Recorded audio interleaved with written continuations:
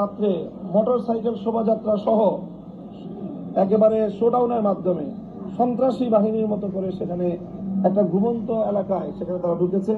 সেখানে একটা মাদ্রাসা আছে, সেই মাদ্রাসায় সব ছেলেরা কোরআনে হেফজ পড়ে, হেফজখানা প্রায় শতখানিক ছাত্র সেখানে পড়াশোনা করে, ছোট ছোট বাচ্চা। সেই বাচ্চাদেরকে জিম্মি করে তাদের শিক্ষকদেরকে বেদম প্রহার করেছে, আঘাত করে এমন ভাবে আঘাত করেছে যে তাদেরকে মারাত্মক ইনজুর্ড অবস্থায়, মুমূর্ষ অবস্থায় তাদেরকে হাসপাতালে ভর্তি করতে হয়েছে। এই অবস্থায় সেখানে সেই সকল ছাত্রগুলোকে জিম্মি করে তাদের মধ্যে মারাত্মকভাবে ভীতি সঞ্চার করে সেই মাদ্রাসা তারা করায়ত্ত করেছে, দখল করেছে। এখান থেকে সার্জিস আলম নিজে, হাসনাত আব্দুল্লাহ নিজে ওয়াসিফুল ইসলাম সাহেবকে জানিয়েছে যে সেখানে মাদ্রাসা আছে, সেই মাদ্রাসায় পর্যন্ত আপনার বাহিনী তারা হামলা চালিয়েছে। উনি সেখানে পরিষ্কার বললেন যে মাদ্রাসা বন্ধ, মাদ্রাসা নাই, অস্বীকার করলেন। তাদের সর্বোচ্চ ব্যক্তিত্ব তিনি এইভাবে সার্জিস আলম এবং হাসনাত আব্দুল্লাহর সাথে মিথ্যাচার করলেন। অথচ সেখানে আমাদের কোমলমতি ছোট ছোট শিশুরা তারা এই হামলার সম্মুখীন হয়েছে।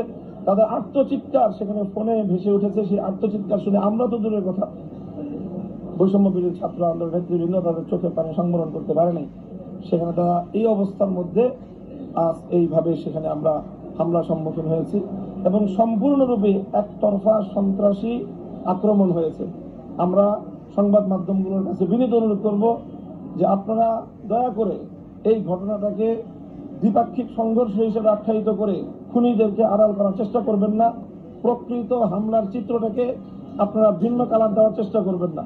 যদি আপনারা এটা করেন তাহলে সংবাদ মাধ্যম তাদের দায়িত্ব পালন করতে আমি মনে করি যে ঐতিহাসিকভাবে আপনাদের ভুল হবে এবং সেটার ক্ষেত্রে প্রকৃত ঘটনার প্রকৃত দোষীরা আড়ালে চলে যাওয়ার হয়তো সুযোগ পেতে পারে।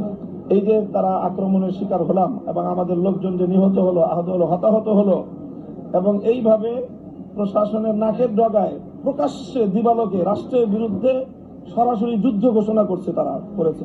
কারণ এখানে পরিষ্কার যে স্বরাষ্ট্র উপদেষ্টা মহোদয়, ধর্ম উপদেষ্টা মহোদয়, সকল উপদেষ্টাদের নেতৃত্বে এবং সর্বোচ্চ আইন শৃঙ্খলা রক্ষাকারী বাহিনীর সকল সদস্যদের ইনভলভমেন্ট প্রস্তুতি নিচ্ছিলাম। সেখানে আমরা কথা বলবো এবং আলোচনার মাধ্যমেই আমরা একটা মীমাংসায় পৌঁছবো। তো সেই ক্ষেত্রে এরকম ভাবে অতর্কিতে হামলা চালানো, এটা গোটা রাষ্ট্রযন্ত্রের প্রতি, সরকারের প্রতি, গোটা বাংলাদেশের প্রতি একটা সম্পূর্ণরূপে একটা চ্যালেঞ্জ বলে আমরা মনে করি। এবং আমাদের এই ক্ষেত্রে ধারণা হলো এটাই যে স্বাভাবিকভাবে বাংলাদেশ বিরোধী যে চক্রান্তটা রয়েছে, যারা বাংলাদেশকে এই মুহূর্তে অস্থিতিশীল করার চেষ্টা করছে, বাংলাদেশকে ধ্বংস করার চেষ্টা করছে, সেই বাংলাদেশ বিরোধী চক্রের সঙ্গে এই হামলা